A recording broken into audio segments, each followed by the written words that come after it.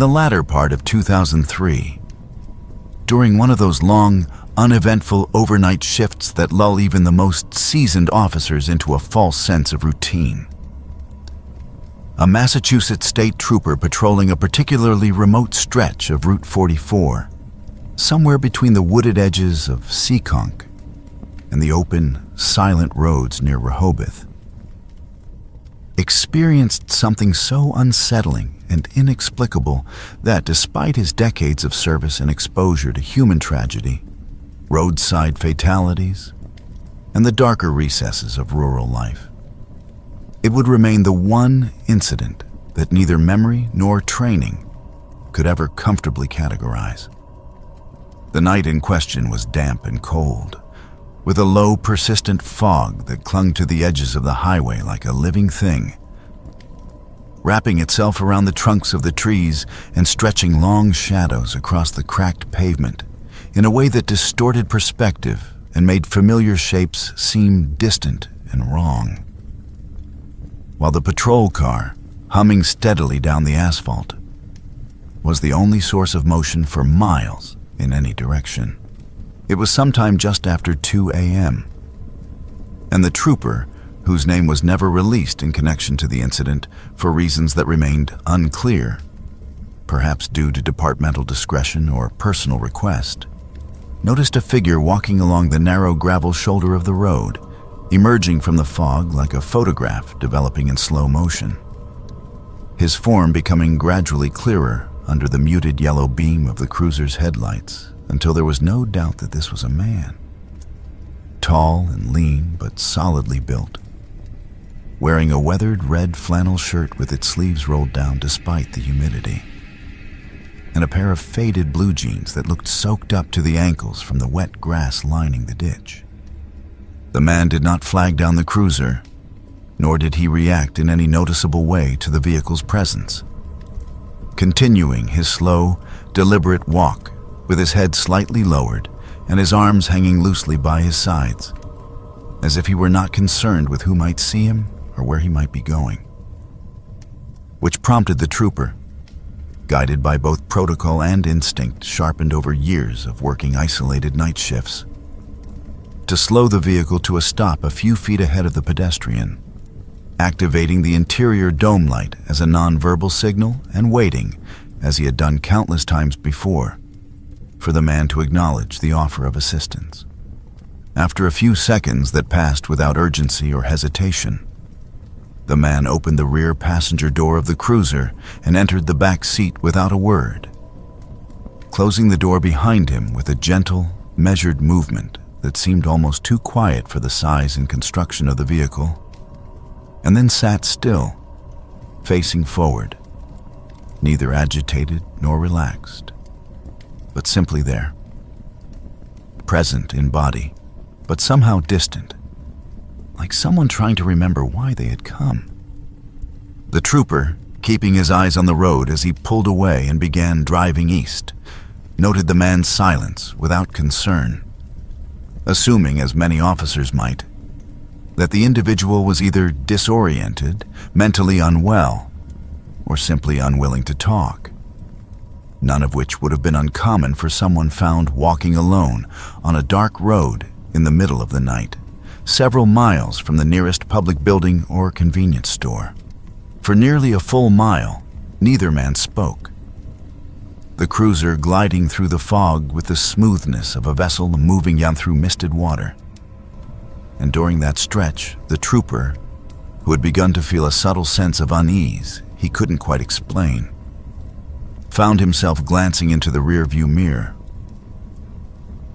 not out of suspicion or protocol worry, but because of a deeply instinctive discomfort, the kind that sometimes whispers to a person that something is not where or how it should be. And when he did, what he saw snapped that growing tension into sharp, unrelenting focus. The back seat was completely empty. There was no sign that anyone had ever been sitting there. No shadow, no outline, no flicker of movement or reflection. Only the clean, smooth expanse of the seat and the dim silhouette of the interior reflected back at him. as though the man in the flannel shirt had never existed at all, or had simply ceased to be somewhere between one breath and the next. Reacting with a mixture of trained urgency and a more primitive jolt of disbelief, the trooper pulled the cruiser to a stop on the side of the road, bringing the vehicle to a full halt as the overhead lights switched on automatically, casting a pale glow across the interior, which only confirmed what the mirror had already shown him. There was no one in the car, and no indication that anyone had been there within the last few minutes. No disturbance to the upholstery, no footprints on the rubber matting, no dampness from the jeans, no scent of sweat or cologne or roadside dust. Stepping out into the heavy, unmoving air, the trooper conducted a full visual sweep of the surrounding area, walking the shoulder with his flashlight scanning across the wet grass and dense underbrush, searching for any movement, any figure retreating into the tree line, any rustle or snapped twig that would indicate a person had fled. But there was nothing. Only the rhythmic hum of insects and the occasional shifting of the wind through the trees, which brought with it not the sound of a man escaping into the woods, but only a deeper, more suffocating silence. Upon returning to the cruiser and sitting once more behind the wheel, the trooper remained there for several minutes, not because he was afraid, but because his mind could not find the familiar places where an experience like this could be stored. There was no classification for what had just happened, no checkbox or field report code for a man who simply vanished from a locked vehicle in motion. And when he finally returned to the station later that morning, he documented the incident with the same level of professionalism and restraint he applied to all his reports, leaving out the implications and focusing only on the observable facts, writing a record that said far less than it meant. It wasn't until several days later, during a quiet conversation in the briefing room with another trooper who had been stationed in the area for over 30 years, that the officer shared his story, carefully, without prompting or exaggeration, and found that the older man had not only heard of a similar incident, but had personally experienced one almost identical in nature nearly a decade earlier, involving a man on the same road, wearing the same red flannel shirt, who vanished from his vehicle under equally unexplained circumstances. This conversation marked the beginning of a broader awareness that the story of the vanishing hitchhiker along Route 44 was not a singular event or the product of a stressed or tired mind, but rather part of a longer, unsettling pattern that extended back several generations, recounted quietly by truckers, night shift officers, and local residents who had, over time, come to speak of the red flannel man, with the reverence and fear usually reserved for legends too real to dismiss and too strange to fully accept. Some local accounts, often shared in whispers in diners and fire stations late at night, suggested that the figure was the ghost of a man killed in a hit and run along that same route sometime in the 1950s or early 60s.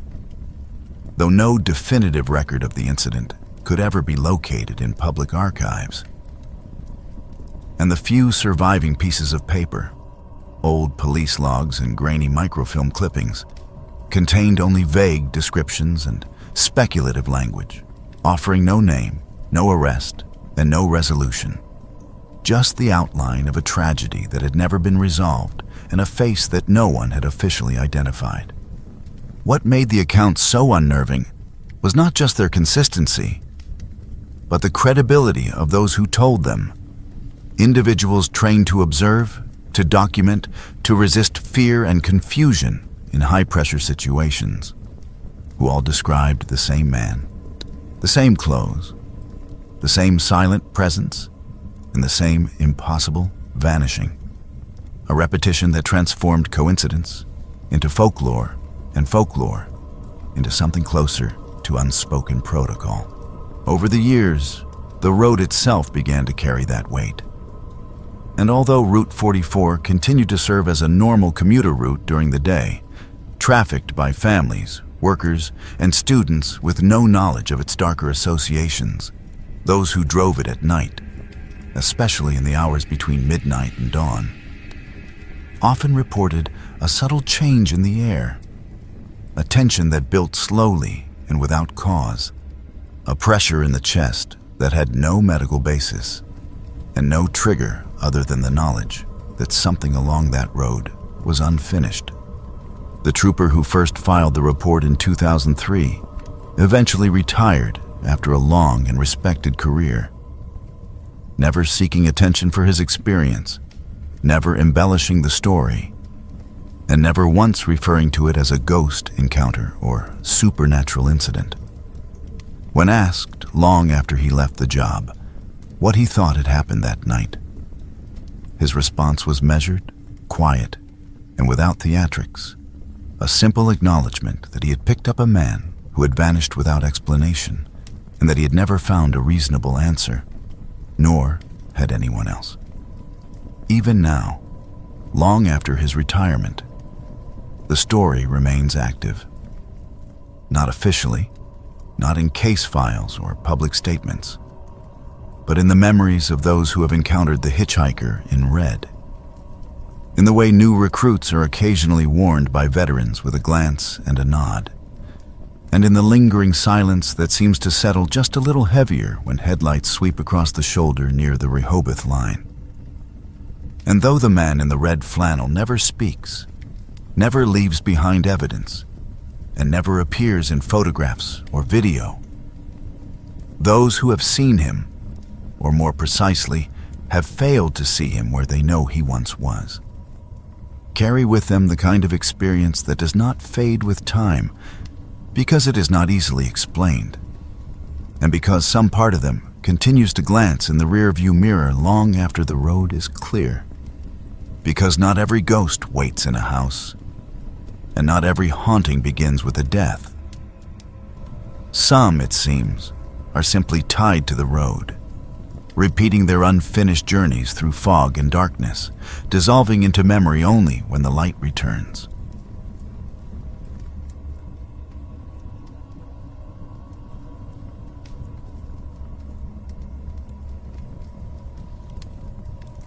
I had been with the North Carolina Highway Patrol for nearly 10 years at that point, long enough to know the rhythm of the roads, to trust my instincts when something felt off, and to recognize the difference between the routine silence of an isolated shift and the kind of quiet that settles just before something unnatural occurs.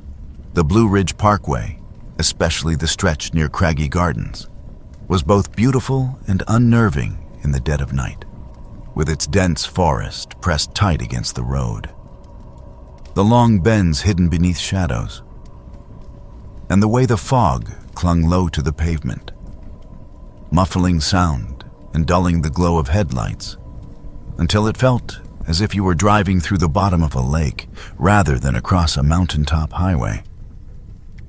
It was late October, and the air had that sharp, clean bite that comes just before the first frost, a chill that crawled in through the seams of the uniform and settled in the bones if you sat still too long.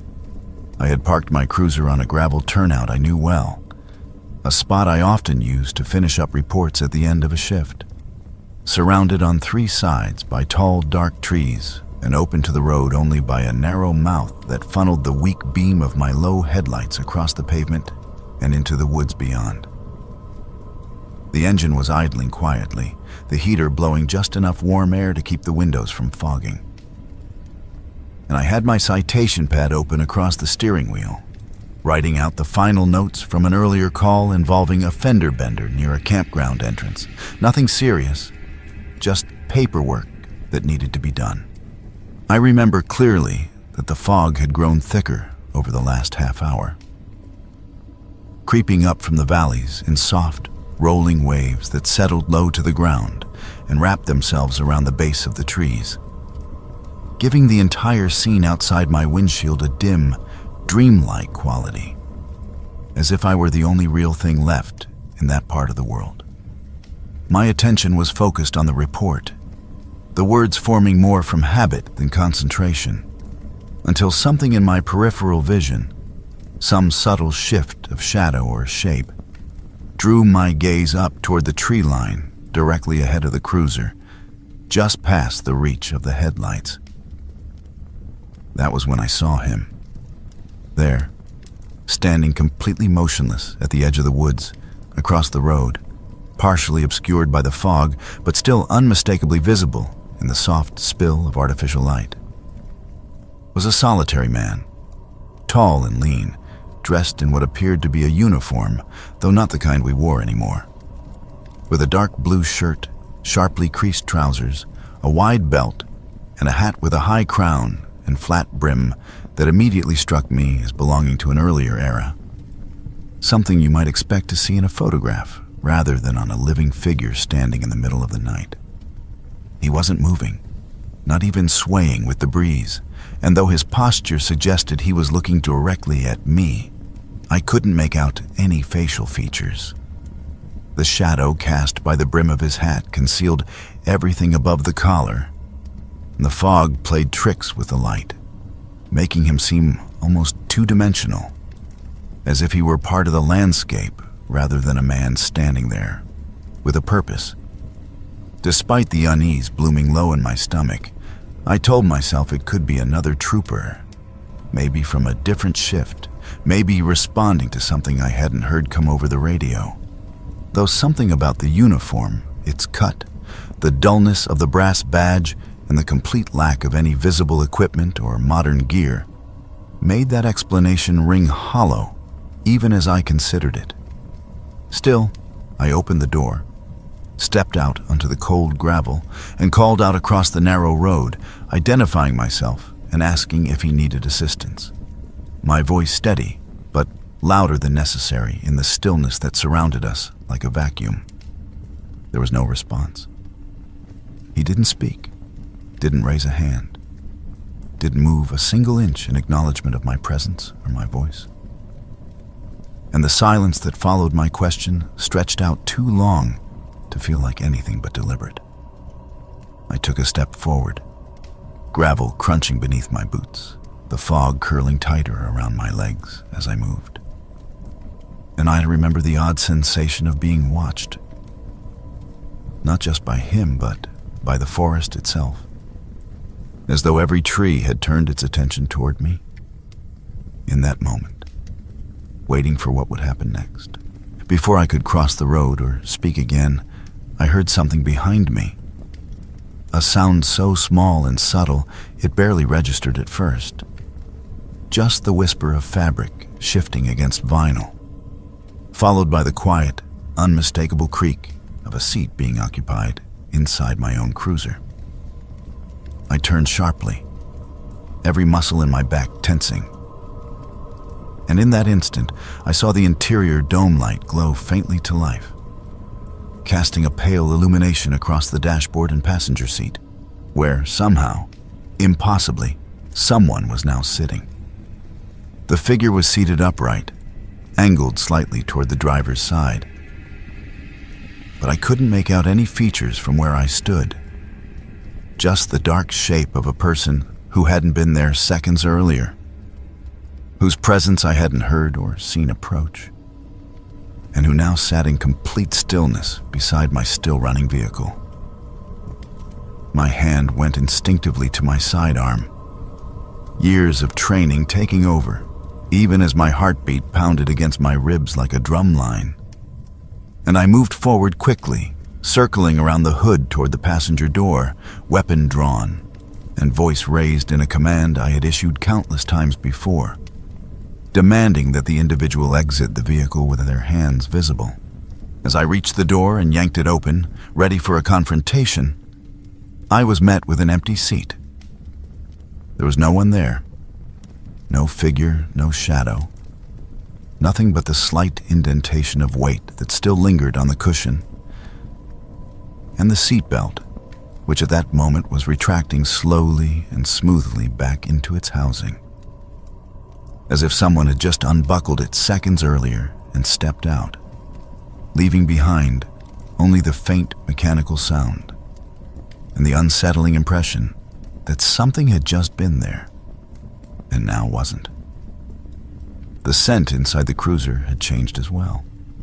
No longer the familiar mix of coffee, paper, and old plastic, but instead something older, sharper, more difficult to define, like the lingering trace of oiled leather, worn metal, and a hint of something that reminded me uncomfortably of dried blood.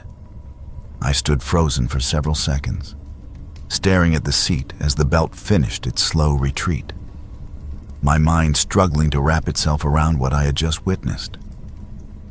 And when I finally forced myself to look back across the road, the man in the woods was gone. The space he had occupied was now empty. Nothing but trees and fog and shadow, with no sound of movement, no broken branches, and no visible sign that anyone had been there at all, as though he had simply evaporated into the fog the moment I had turned away. I got back into the cruiser on instinct alone, shutting the door with a quiet finality that echoed in the hollow space of my chest. And though I remained parked for several minutes, hoping perhaps to hear something that would explain the experience away, I knew there would be no logical resolution waiting for me. I drove back to the station without speaking to anyone, didn't bother finishing the report I'd been working on, and sat in the parking lot with the engine off and the windows rolled up, watching the empty seat beside me as if expecting it to shift again beneath unseen weight. A few days later, I finally mentioned the incident to one of the older troopers, someone I trusted, someone who didn't rattle easy. And after a long pause and a quiet sigh, he told me something that made the hair on the back of my neck stand up straighter than it had in years. In the autumn of 1963, a state trooper named Alan Whitaker had been ambushed and killed on that same stretch of the Blue Ridge Parkway, not far from where I had pulled over that night. He had made a routine stop, called in the license plate of a suspicious vehicle, and then went silent.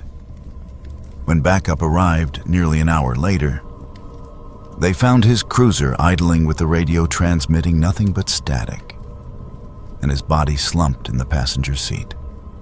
A single bullet wound in his chest and his service weapon still secured in its holster. No suspect was ever identified, no motive was ever determined, and no resolution ever came. Just a cold case and a shadow that lingered on that quiet piece of road. Over the years, according to the old-timers, there had been other strange accounts. Stories passed around in whispers and low tones between night shift troopers who didn't want to believe what they'd seen but couldn't quite forget it either. Reports of distorted voices over the radio, flickers of movement in the tree line, phantom footsteps behind parked cars, and more than once, sightings of a man in an outdated uniform standing still at the edge of the woods, watching. I didn't file a report. I didn't tell anyone else. Instead, I submitted a request for reassignment under the pretense of needing to be closer to family. And though the official paperwork made it seem like a perfectly reasonable career move, I knew deep down that I simply couldn't stomach the idea of spending another night alone on that stretch of road, not after what I had experienced. And certainly not with the memory of that slowly retracting seatbelt still burned into the back of my mind like a brand. Even now, years later, long after I left that district and moved on to different roads, different responsibilities, and quieter shifts, I still find myself glancing at the passenger seat whenever I'm driving alone at night, half expecting to find someone sitting there, silent and still, a shadow in an old uniform waiting for a shift to end that never really did.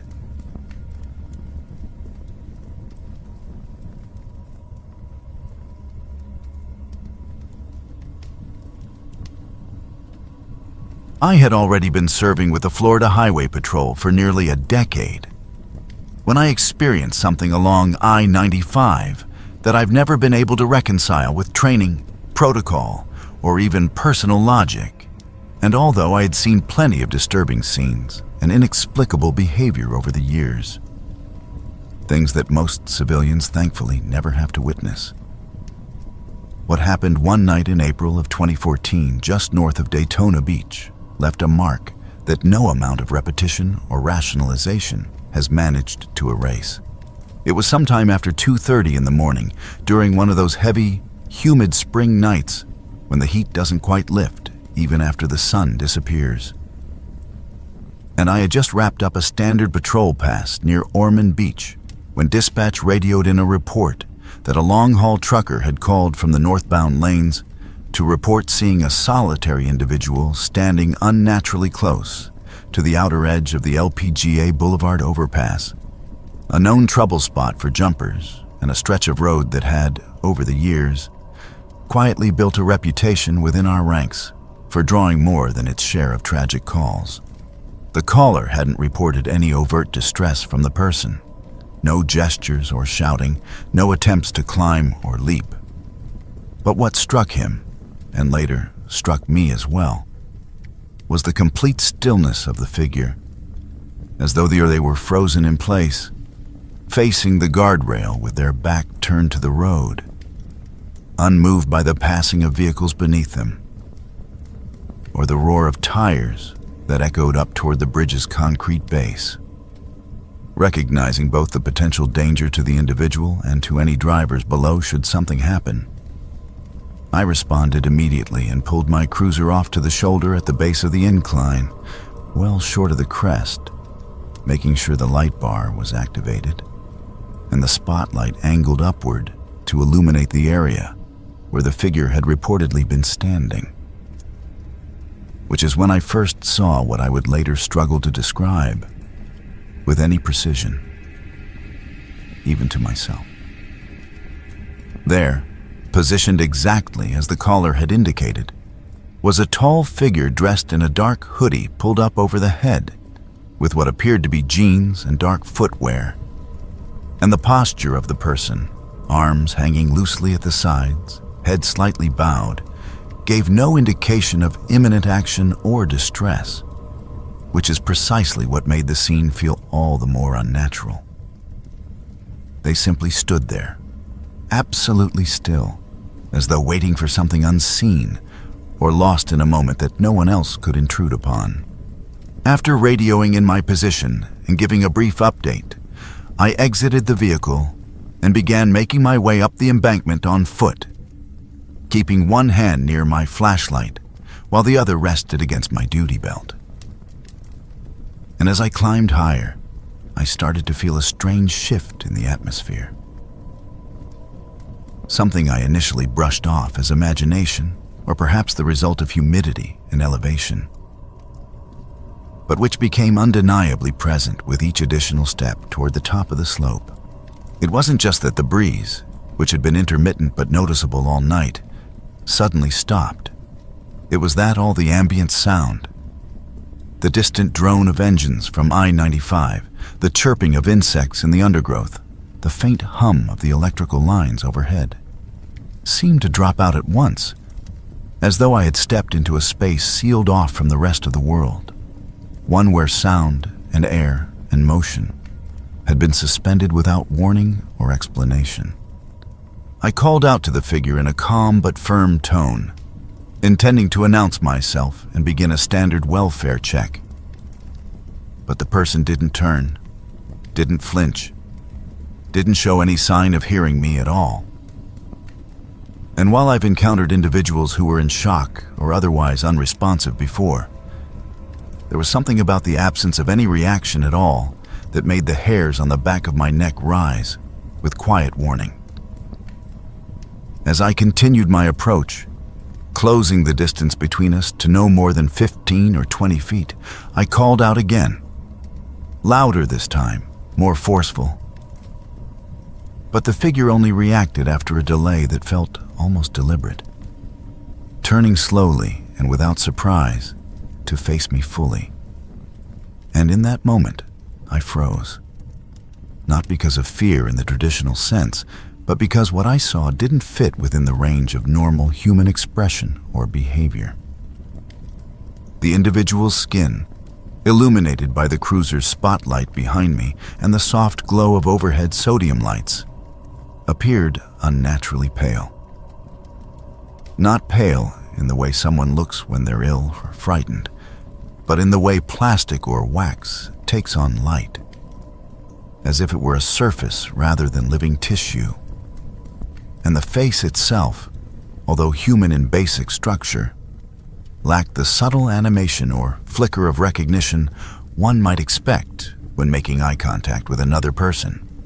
It was the eyes, however, that unsettled me the most, not because they were widened in terror or glazed with shock, but because they were completely black, not just shadowed or obscured, but entirely devoid of whites or irises or any sign of depth. Two seamless pools of darkness set into a face that did not blink or narrow or show any trace of tension. And though I had seen the effects of drug intoxication, trauma, and even prosthetics during my career, I had never encountered anything that looked like what stood before me on that bridge.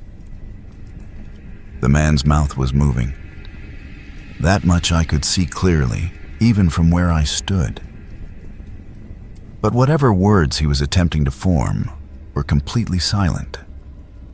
And it wasn't the kind of silence that comes from speaking too softly to be heard, or being drowned out by distance or wind, but rather the kind of silence that feels deliberately imposed, as though the sound itself had been cut away from the act of speech, leaving only the visual residue of language that could not be received.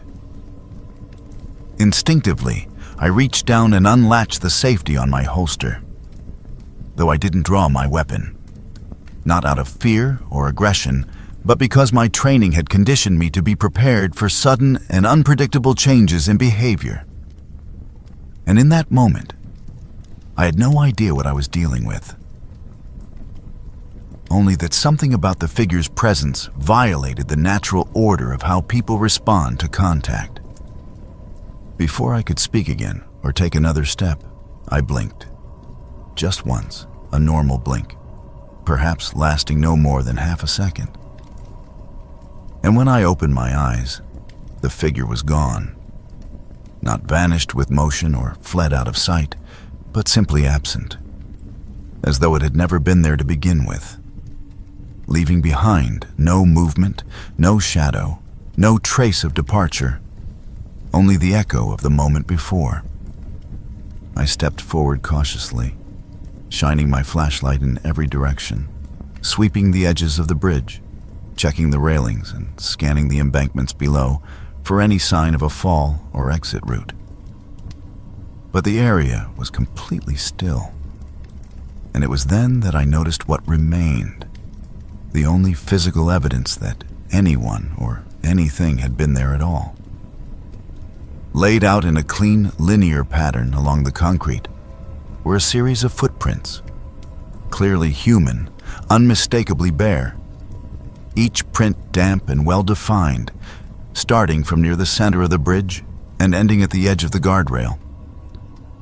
With no prints on the far side and no indication of a leap or a slide or any form of struggle, as though the person had walked calmly to the edge and then ceased to exist from that point forward. I stayed on that overpass for another 20 minutes, combing the surrounding area and checking every possible angle for an explanation. But eventually, I was forced to conclude what I had known deep down from the moment he turned to face me, that this had not been a standard encounter, not the kind of call they prepare you for at the academy, not even something that could be categorized or reported in any way that would make sense on paper. In the end, I filed it as a suspicious circumstance, subject not located, with no further details added, omitting entirely the description of the eyes, the silent speech, the change in air pressure, or the footprints that ended nowhere, not out of a desire to deceive, but because I lacked the language and authority to explain something that didn't follow any rules I had ever been taught to recognize. A few days later, I casually mentioned the incident to one of the older troopers during a slow moment in the shift change room, not as a confession, but more as a test, a way to measure whether anyone else had seen something similar. And after a long pause, without a trace of disbelief in his face, he simply nodded and said that I wasn't the first to come back from that bridge with questions they couldn't put into writing. According to him, there had been at least 2 previous cases over the years involving nearly identical details. A figure in dark clothing standing alone at the edge of the overpass during the early hours, unresponsive to verbal commands, disappearing without a trace before contact could be made.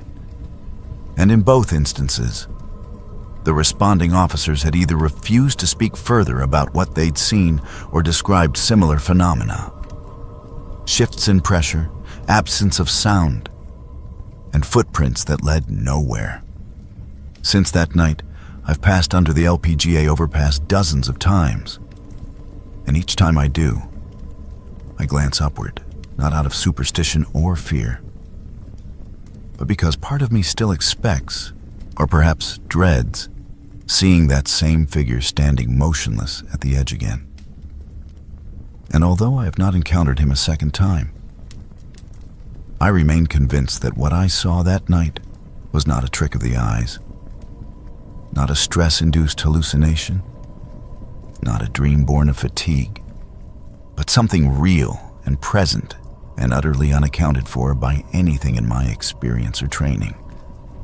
I don't know what it was I witnessed on that bridge, and I've long since stopped trying to assign it meaning. But I do know that something stood in front of me. Something that looked like a man, but was not bound by the same rules as the rest of us. And in the stillness that followed, I was left with a deep and unsettling certainty that there are places in this world where reality thins, and for reasons we may never understand, something else is allowed to step through.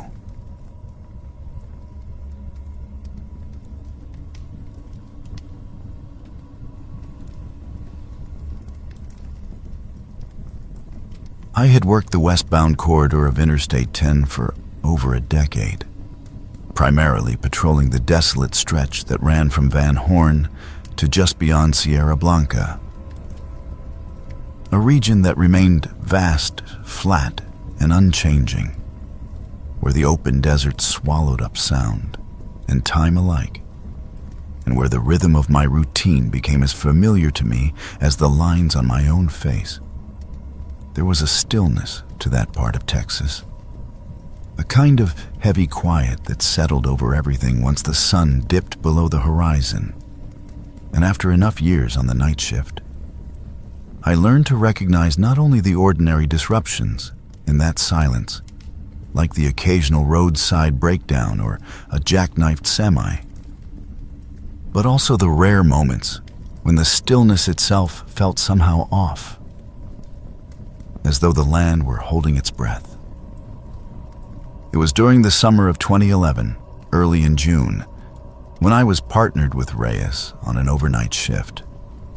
A slow night by all standards, the kind where the hum of your own tires on the pavement and the crackle of radio static become the only conversation you hear for hours on end. We had just cleared a routine checkpoint west of Sierra Blanca when dispatch passed along a report from a westbound trucker who had called in something he'd spotted a few miles ahead. A black SUV pulled off the shoulder with its engine running, its lights off, and all 4 doors standing wide open. According to his brief account, there had been something about the vehicle that unsettled him, though he couldn't articulate exactly why. He only said it looked wrong, as if it were waiting for someone, not merely abandoned. We were already near the area and responded within minutes, heading into a long, empty stretch of highway with no visible markers, no buildings, no signage. Just desert on either side and a thin ribbon of asphalt splitting the landscape. When we came up on the SUV, I immediately noticed that it hadn't been left haphazardly, as is often the case with distressed or disabled vehicles, but had instead been pulled over with meticulous care, resting in a perfectly parallel position to the road's edge, as if its driver had made a conscious and precise decision to park it that way. The vehicle in question was a black Chevrolet Tahoe, a fairly recent model with New Mexico plates. And from the moment we pulled in behind it and angled our spotlight across its rear, I felt a prickle of unease that I couldn't quite explain, but that seemed to settle in my gut like a warning. The SUV's engine was still running, and the soft rumble of its idle hummed low and steady in the dry night air, mixing with the occasional groan of wind against the highway signs. All 4 doors were wide open, not just cracked or partially ajar, but opened completely, as though each occupant had exited their seat at the same moment and had failed to return. We approached the driver's side with the usual caution, but there was no one inside, and nothing about the cabin suggested a struggle or accident. The keys remained in the ignition, turned fully forward as though the driver had simply stepped away briefly, intending to come right back. The air conditioning was still on, pushing out a faint stream of lukewarm air, no longer cool, and beginning to fade into the warmth of the night. On the passenger seat, a woman's handbag rested at an angle, the zipper partially open and the contents still neatly inside. Credit cards, a wallet with a New Mexico ID, a packet of tissues, a lipstick, some loose change. Everything in place, untouched and unrifled. In the front cup holder, we found a disposable coffee cup from a gas station chain common along the interstate. Its logo faded but recognizable. And when I lifted it carefully, I felt that the paper was still warm to the touch, not freshly poured, but recent enough to suggest that someone had been drinking from it within the past hour or so. The back seat revealed more personal evidence.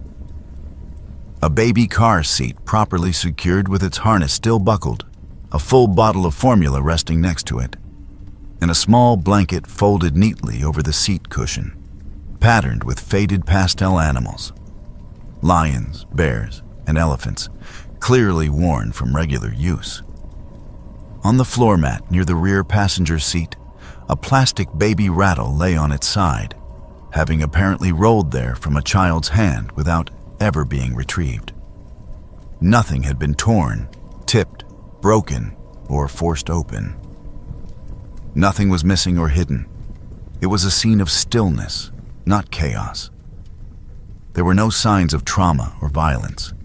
No blood stains, no glass fragments, no shell casings, no indication that anyone had exited the vehicle in a panic or under duress. Even the driver's seatbelt was retracted cleanly, and the mirrors remained adjusted as if awaiting their previous user. When we stepped back from the SUV and examined the gravel shoulder and the scrubland that stretched into the desert beyond, we were struck by how pristine the scene was. There were no discernible footprints, no fresh tire impressions leading away from the area, no broken branches or disturbed brush to suggest someone had fled into the desert on foot. We called it in immediately, flagging the situation as suspicious and possibly criminal in nature. And within the hour, we had backup on site, along with K9 units and an aerial surveillance team equipped with infrared cameras capable of detecting body heat across several miles. As we expanded the search perimeter, moving out in widening arcs from the SUV's location, we remained hopeful that we might locate someone. A confused parent, perhaps, or a distressed traveler. But the longer we searched, the more implausible every explanation became. The dogs picked up no scent trails. The infrared scans revealed no heat signatures in the surrounding area. The brush, the gravel, and the soft dirt showed no indication that a human being had recently moved through it. It was as though the occupants of the SUV had simply ceased to exist. When the vehicle's registration was traced, it led us not to a private owner, but to a used car dealership in Las Cruces, New Mexico, whose owner confirmed with genuine surprise and concern that the Tahoe had still been on his lot the previous week and had not yet been sold or even test-driven, according to his records.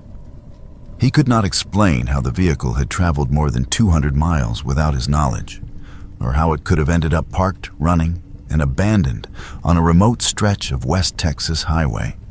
We pulled highway surveillance footage from the area and managed to locate one relevant recording from a traffic camera mounted at a rest area near El Paso, about 60 miles west of where the SUV was found. The footage, time-stamped at 8:17 p.m. the previous evening, clearly showed the same black Tahoe merging onto I-10. And inside it, we could make out two adult figures in the front seats, what appeared to be a man driving and a woman in the passenger seat, and a small child in the back. Although the resolution was grainy, the shape and placement of the figures were unmistakable. And the timestamp lined up with the estimated window of time during which the vehicle must have arrived at its final position. That was the last confirmed sighting. The Tahoe was not picked up by any additional cameras. It did not pass through any toll points or gas stations along the route. And no transactions were made using the credit cards found in the woman's purse. There were no emergency calls placed, no phone pings, and no missing persons reports from New Mexico, Texas, or any surrounding states that matched the individuals seen in the footage. We collected fingerprints and submitted them for analysis, but none matched any criminal or civilian records in the national database. And the partial DNA profiles we retrieved from the vehicle's interior also yielded no results in CODIS. It was as if the family had not only vanished, but had never officially existed in the first place. With no physical evidence of a crime, no trace of foul play, and no identified victims or suspects, the case was classified as suspicious but inconclusive. The Tahoe was impounded and placed under long-term storage in El Paso, listed as active evidence in an open investigation that, in time, would quietly fade into dormancy. Among officers who patrolled that region, the incident became something of a whispered legend, an unresolved mystery nicknamed the Ghost SUV, shared during graveyard shifts and retold at end-of-watch barbecues, never quite forgotten, but never truly understood. As for me, I stayed on for another year before transferring to a new district. I told myself the change was for practical reasons, closer to family, more stable hours. But deep down, I knew that what had happened that night had left a splinter in my thoughts, something I couldn't quite explain away or push aside. I found myself replaying the smallest details over and over. The warmth of that coffee cup, the way the baby blanket had been folded with such gentle care, the odd symmetry of all four doors standing open in the dark, as though the vehicle itself had been paused mid-action, awaiting someone's return.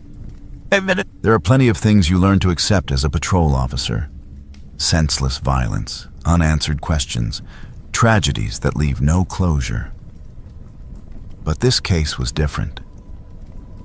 It wasn't the horror that stayed with me. It was the quiet, the perfect stillness, the absence of anything to grasp. And even now, when I find myself driving alone through open country at night, and I pass by some vehicle sitting just a little too neatly along the shoulder, I can't help but tighten my grip on the wheel and feel that same dull ache of dread creep up from the back of my neck. I remind myself it's probably nothing. Probably just a breakdown. Probably just bad luck. But a part of me always wonders if it's another one of those doors left open behind someone, not because they were trying to escape, but because they wanted to leave something behind for us to find, even if we would never understand what it meant.